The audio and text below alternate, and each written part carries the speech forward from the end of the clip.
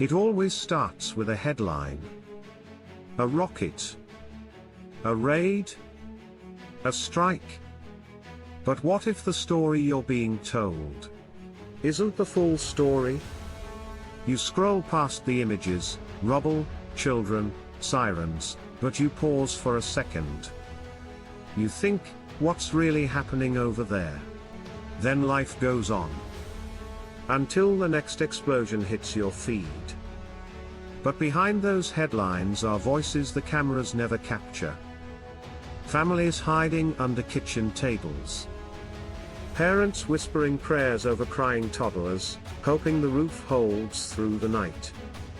And it's not just Gaza. It's not just Israel. It's decades of history, buried in sand and soaked in silence. It's the story too complicated for 60-second clips, and too uncomfortable for primetime news. Because if you really knew what was happening, you might ask hard questions. And hard questions demand harder answers. So instead, you're offered safe narratives. Packaged in bias and fed in bits. The media shows you bombs. But not the boy who reads poetry under candlelight during blackouts.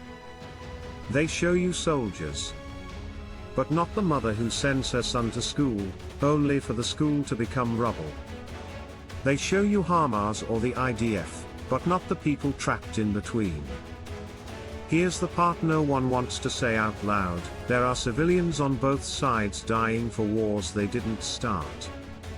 And yet, they are the ones paying the ultimate price, over and over again. You see, Gaza isn't just a war zone. It's a prison. 2.3 million people, locked behind concrete walls and a naval blockade.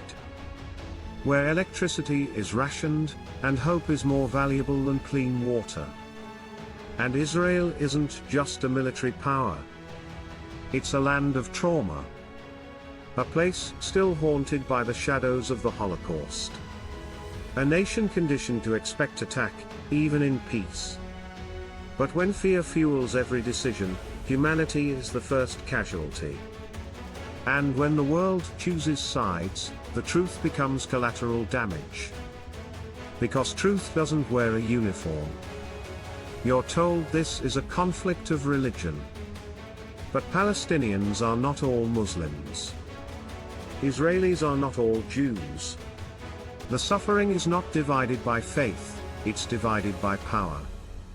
So ask yourself this: if rockets flew over your home, would you run, or resist? If your children slept in fear, would you submit, or survive? There are no easy answers.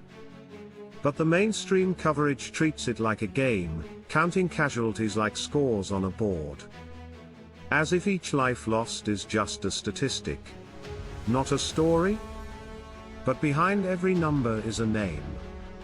A father. A sister. A child who once dreamed of becoming a doctor. And now their future is buried beneath collapsed ceilings.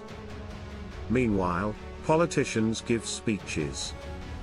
They say, we condemn violence, but sign arms deals behind closed doors. They call for peace while profiting from chaos. And the rest of the world. We tweet. We argue. We turn off the news when it gets too loud. But silence is never neutral. Silence is the soil where injustice grows. And right now, it's growing faster than ever. In Gaza, children draw tanks instead of rainbows. In Israel, sirens are a part of daily life. Trauma doesn't discriminate. It embeds itself deep. This isn't about picking a side. It's about recognizing humanity on both sides. It's about asking, who benefits when both are bleeding? You won't hear this on TV, that ordinary Palestinians and Israelis have marched together for peace. That families have shared meals, cultures, and even grief. But hope doesn't sell. War does. Fear makes headlines. Compassion gets buried 6 paragraphs down. So they show you the explosions. They show you vengeance dressed as justice. But they don't show you the pain that lingers long after the cameras leave. The truth is messy. It doesn't fit neatly into political narratives. But it lives in the tears of a father holding his daughter's torn shoes. It echoes in the prayers of a mother who has nothing left but faith. It pulses in the heartbeat of every child too young to know why they're hated. And it screams in silence, when the world looks away. Yes, there are militants. Yes, there are rockets. Yes, there is blood. But there is also music. Laughter. Love. Moments of peace, fragile and fleeting, like the morning call to prayer over shattered homes. And that is what makes this so devastating. Because both sides know what it means to hurt. Yet the cycle continues. Not because the people want war but because power wants control. And in the fight for control, empathy becomes a threat. So it's silenced. Sidelined. Forgotten? But now you know. And knowing is a crack in the wall of propaganda. A small light in a very dark tunnel. So next time you see that headline, pause. Read deeper.